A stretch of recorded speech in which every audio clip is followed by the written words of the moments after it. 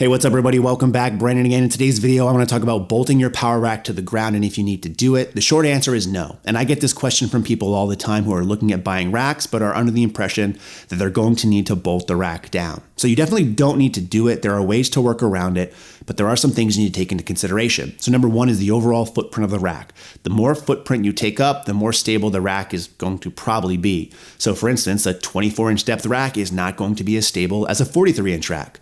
A 43-inch 4-post rack is not going to be as stable as a 6-post rack.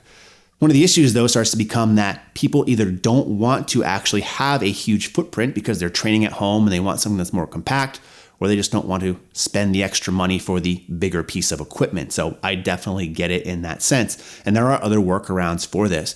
Namely, one of the options that seems to be very popular these days are flat foot racks. And what those are, basically the rack is attached to what look like skis, I would say. So very stable on the ground in theory. I say that because for most people training at a home gym, I don't recommend these racks. I don't like them because I found that most garages or most basements have a slight slope or a slight grade to them. And the fact that you have more actual coverage area on the floor or contact points with your rack, that slope tends to play more havoc on the rack itself. And I actually find them to be a little bit less stable and more wobbly than their traditional rack counterparts where you could kind of loosen the rack a little bit and then tighten the bolts after the metal settles down. So I don't like flat foot racks. It also kind of does away with being able to use band pegs efficiently. You can still figure out ways to use them, but not in the same sense of, again, a traditional rack. Now, personally on my current setup, the route that I went was by adding half rack feet to it. So what that basically does is give me the same footprint on the floor as a 6-post rack without actually having to add the extra 2 uprights. So I get that stability without taking up the same amount of overall space that I'm currently in. And I know a lot of you have gone that route as well, and I think it's probably one of the best ways you can go. In my previous setup, which also probably happens to be the most popular version for a lot of people in terms of making sure you don't have to bolt the rack to the floor, is by adding integrated plate storage. So you put a couple of plate posts on your rack and that'll weigh it down as you put your weights on there.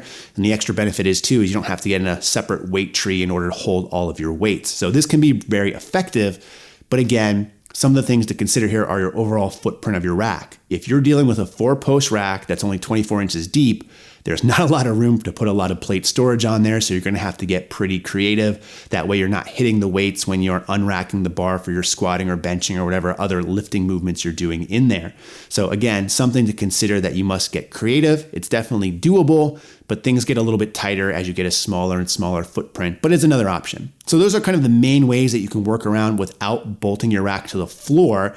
The other option would be is if you're looking at a smaller footprint rack, let's say a 24-inch depth one again, maybe like the R3, which I did a video on, and that's probably one of the most popular rogue racks out there. It takes up a very small footprint. It's small enough that you could actually build a lifting platform out of plywood and be able to fit the entire rack on it and just build the platform up and then bolt the actual rack to the platform instead of the floor itself. I know many people go this route, so that's another option for you out there as well.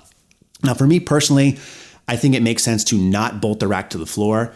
Number one, in my given situation of being a renter, I have a landlord here and I'm sure they wouldn't appreciate me potentially damaging the floor or putting bolts into the floor, especially considering that I won't be here long term. Hopefully I only have about 3 months left in this current location. But even as a homeowner, I don't like to bolt to the floor, and I don't imagine many of you do either, because you don't want to potentially damage the integrity of either the concrete slab in your garage or in your basement foundation. In fact, I'm the type of person who would like to change around their gym setup as I'm constantly bringing in new equipment or just constantly changing things up to try to make it more efficient and more usable. And I don't want to be tied down, or in this case, bolted down to any one spot. Now, I do agree bolting the rack down does make it more stable, more so than any of the options I've really listed here.